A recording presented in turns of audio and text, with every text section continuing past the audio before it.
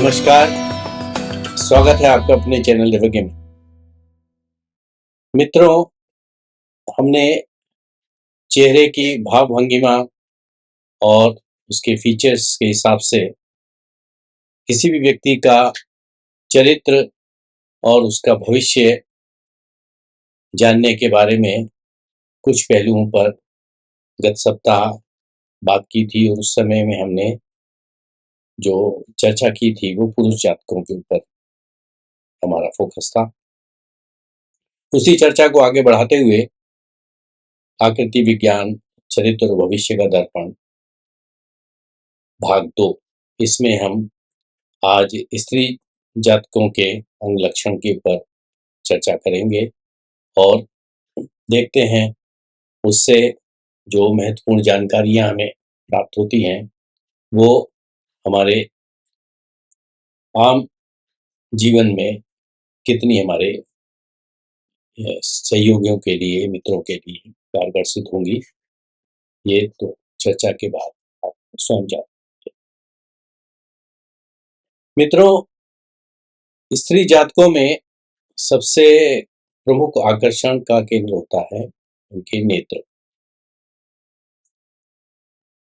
यदि किसी स्त्री के हिरण के समान नेत्र हों, गौर वर्ण के हों, हंस की चाल हो, तो ये सब उत्तम माने गए हैं। ऐसी स्त्री जातकों के लिए कहा गया है कि ये बहुत ही उत्तम लक्षण है। मेघ के समान पिंगल नेत्र हों और उसके कई पुत्र हों, तो ऐसी स्त्री धन धान्य से युक्त होती है। जिसके गढ़े हुए नेत्र हो, अर्थात गड्ढे में हो, मतलब उसके नेत्रों की जो शेप है वो सुंदर ना हो, तो ऐसी स्त्री दुख भोगती है, ये हमें निश्चित जानना चाहिए। जिसके नेत्र छोटे बड़े और धूम्र वर्ण के यानी धुएं के आकार के हों, तो ऐसी स्त्री का जब भी विवाह होती है तो उसका विवाह सुखपूर्ण नहीं होता और वो तलाक दे देते हैं। जिस स्त्री की आंखें बिल्ली जैसी हों, बिल्ली के समान उनका वर्ण हो, तो ऐसी स्त्रियां बहुत धूर्त होती हैं, यानी उनसे सावधान रहने की जरूरत होती है। वो धोखा देने वाली होती है, जैसा कि बिल्ली के स्वभाव में होता है। उसी प्रकार ऐसी स्त्रियां उन पर भरोसा नहीं करना चाहिए। जो कौवे की तरह देखे ऐसी स्त्री अपमानित होती है। इसके बाद स्त्री की नाक यदि सुंदर हो, छोटी भी हो, तो ऐसी स्त्री ज्यादा सुखी होती है। नाक के अग्र भाग में लाल तिल हो तो वो बहुत शुभ माना जाता है। काला तिल ठीक नहीं माना जाता। फिर स्त्री के होंठ की बात करें तो ऊपर के होंठ पर बाल हो तो ऐसी स्त्री का पति नहीं रहता। रक्त वर्ण, चिकने और पतले होंठ अच्छे होते हैं किसी स्त्री के फेस पर। ये सुंदरता को भी बढ़ाते हैं और उसके ओवरऑल पर्सनैलिटी को और चरित्र के लिए भी अच्छे माने जाते हैं। ऊपर का होंठ यदि मोटा हो तो ऐसी स्त्री कलह कलेश करने वाली होती है। इसका हमारे को देखते ही समझ जाना चाहिए। मुख मुद्रा के बारे में अगर बात करें तो यदि चंद्रमा के समान मुख वाली गजगामिनी, रक्त वर्ण के नखों वाली, यानी जिसके नाखून में लालीपन हो, तो ऐसी स्त्री विदुषी होती है, यानी कि बहुत विद्वान होती है। विकृत मुख वाली स्त्री जो होती है वो बहुत धूर्त होती है। गोल मुख वाली शठ और बड़े मुख वाली जो स्त्री है, आप देखेंगे कि वो भाग्यहीन होती है। और चौखटे मुख वाली, यानी कि चौरस जिसका स्क्वायर शेप में मुख होता है, तो ऐसी मुख वाली स्त्री जो है वो अशुभ होती है।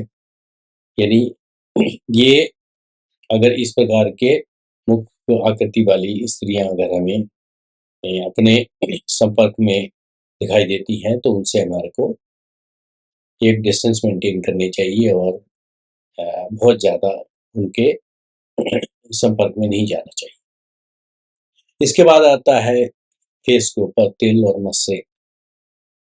बाएं कान के ऊपर अथवा बाएं गले के ऊपर तिल या मस्सा हो तो उसके पुत्र होनहार होते हैं। ऐसी स्त्री की जो संतान होती है वो बहुत होनहार निकलती है। बाईं हथेली पर तिल हो तो ऐसी स्त्री बहुत धनवान होती है, ऐसा हमें मानना चाहिए। रोम रहित गोल कपोल यानी गाल जो है उसके ऊपर रोम ना हो और गोल हो तो ऐसी स्त्री बहुत उत्तम होती है। दाएं स्तन पर तिल हो तो ऐसी स्त्री को कन्या प्राप्त होती है, यानी उसके कन्याएं होने की संभावना संतान के रूप में ज्यादा होती है। उसके बाद आते हैं स्त्री के दांत।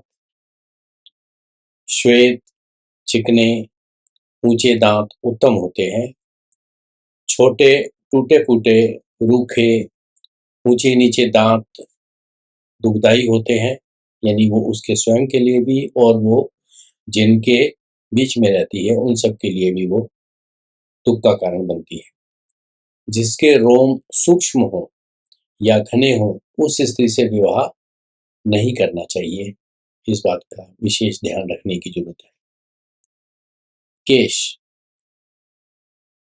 स्त्री जातक के पतले, काले, चिकने और लंबे केश उत्तम माने गए हैं। जिसके केश किंचित रूखे, आगे से फटे हुए हों, यानी दो मुआ हो या आगे से मतलब वो बेतरतीब और आगे से फट रहे हों और पिंगल वर्ण के हों, तो ऐसी स्त्री का पति नहीं रहता, यानी कि उसको वैधव्य जल्दी प्राप्त होता है। ग्रीवा यानी गर्दन। जिस स्त्री की ग्रीवा में 3 रेखाएं हों तो वह अनेक रत्न पहनती है, अर्थात वो बहुत धनाढ़ होती है। ये एक बहुत ही शुभ सूचक है अंग लक्षण के लिहाज से। दुर्बल ग्रीवा वाली जो स्त्री होती है वो निर्धन होती है। छोटी ग्रीवा वाली की संतान अधिक होती है और लंबी ग्रीवा वाली जो स्त्री होती है वो चरित्रहीन होती है। ऐसा हमारे को विशेष तौर पर ध्यान रखने की बात है, क्योंकि आजकल के मॉडलिंग वर्ल्ड में हम देखेंगे या फिल्मी संसार में इस तरीके की जो हमें बहुत सुंदर और इस तरीके की अभिनेत्रियां मिल जाएंगी। तो खास तौर पे आप ग्रीवा पे ध्यान दीजिए। अगर लंबी ग्रीवा है तो आप निश्चित मान के चलिए कि उस स्त्री का चरित्र अच्छा नहीं हो। इसके बाद स्त्री का कंधा। जिसके कंधे ऊंचे और घुटने ऊंचे ना हो वह दीर्घायु होती है और उसका पति भी दीर्घायु होता है, यानी कि उसके कंधे और घुटने साधारण तौर पे मतलब नीचे की तरफ झुके हुए हो तो वो ठीक होता है। स्थूल कंधा हो तो ऐसी स्त्री बांझ होती है, उसके संतान नहीं होती। ये प्रकृति की तरफ से पहले से ही एक इशारा होता है कहीं पर भी किसी स्त्री के साथ में संबंध करना। फिर आती है स्त्री की पीठ। पीठ ऊंची ना हो, रोम रहित हो, यानी उसके ऊपर कोई रोम ना हो, बाल ना हो, तो ऐसी स्त्री उत्तम होती है। रोम रहित गोल और गौर वर्ण वाली जांघें हो तो स्त्री सौभाग्यवती होती है। मोटी चपटी पिंडलियां अशुभ होती हैं। इसके बाद में जो सबसे अंत में आता है पैर। पैर की उंगलियां जो हैं वो उनकी भी बहुत महत्वपूर्ण भूमिका है। जिसके पैर की तर्जनी उंगली अंगूठे से लंबी हो वह स्त्री चरित्रहीन होती है। ऐसा आपको उससे बात करे बिना, और मात्र उसका ये एक लक्षण देख करके ही आप जान सकते हैं। पैर की मध्यमा उँगली यदि भूमि को स्पर्श ना करे, तो ऐसी स्त्री पति से दूर रहती है, किसी भी कारण से हो, लेकिन वो पति के साथ नहीं रह पाती। यदि अनामिका भी स्पर्श ना करे, तो ऐसी स्त्री व्यभिचारिणी होती है, यानी कि उसका कैरेक्टर अच्छा नहीं होता, कैरेक्टरलेस होती है। पैर की उँगलियाँ मिल जाएँ तो शुभ मानी जाती हैं। यदि उँगलियाँ एक दूसरे पर चढ़ जाएँ, तो वह कई पतियों को मारती है। ये बहुत ही महत्वपूर्ण पॉइंट है, इसको हमेशा ध्यान रखना चाहिए, और अंत में वो स्त्री जो है वो दासी हो जाती है। पैर की उँगलियों के नख, नाखून चिकने, लाल, ऊंचे और छोटे हों, तो स्त्री सौभाग्यवती, धनवती और पुत्रवती होती है। नख यानी नाखून, नख श्वेत वर्ण के टूटे-फूटे, रूखे, नीले और धुंधले हों, तो ऐसी स्त्री दरिद्र होती है। पीले नख वाली स्त्री अभक्ष्य खाती है, यानी अखाद्य, जो कि हमें आमतौर पे मानना चाहिए कि ऐसा भोजन नहीं करना चाहिए। वो इस तरीके के अभक्ष्य भोजन करती है। अब उसकी वाणी यानी स्वर, उसका कैसा है, इससे भी बहुत कुछ पता चलता है।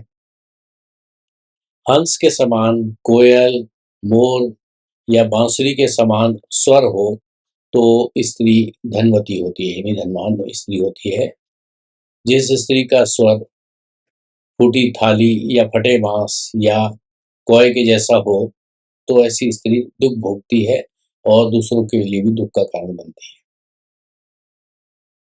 इसके बाद स्त्री की जो चाल होती है, यानी उसके चलने का अंदाज, वो भी बहुत कुछ बयां करता है। जिस स्त्री की चाल हथनी वृक्ष के समान हो, हंस के समान हो, वह कल्याणी होती है, यानी उसको अच्छा माना गया है। जिसकी गति श्वान, सियार, मृग की तरह तेज तेज चलने वाली हो, ऐसी स्त्री दासी होती है, ऐसा मानना चाहिए। यदि स्त्री के सभी अंग रोम रहित हों, तो ऐसी स्त्री से विवाह करना सर्वदा उचित होता है, उसको ही प्रेफरेंस देनी चाहिए। तो मित्रों, ये थी एक संक्षिप्त सी चर्चा अंग लक्षण विज्ञान, आकृति विज्ञान के द्वारा भविष्य का और चरित्र का निर्धारण करने का एक प्रयास, जो कि हम स्त्री जातकों और पुरुष जातकों दोनों के ऊपर हम उसको लागू करके देख सकते हैं। और हमें पूर्ण विश्वास है कि हमारे शास्त्रों में लिखी ये सब बातें गलत नहीं हैं, और ये सर्वदा सत्य हैं। तो आपको इसके अनूठे परिणाम मिलेंगे। आप किसी भी व्यक्ति के बारे में बिना उससे बातचीत किए, मात्र उसका एक अवलोकन गहराई से करने पर इतनी महत्वपूर्ण बातें उसके बारे में एटलीस्ट 50% उसके बारे में आप जान सकते हैं। आशा करता हूँ आप इस चर्चा का लाभ उठाएंगे।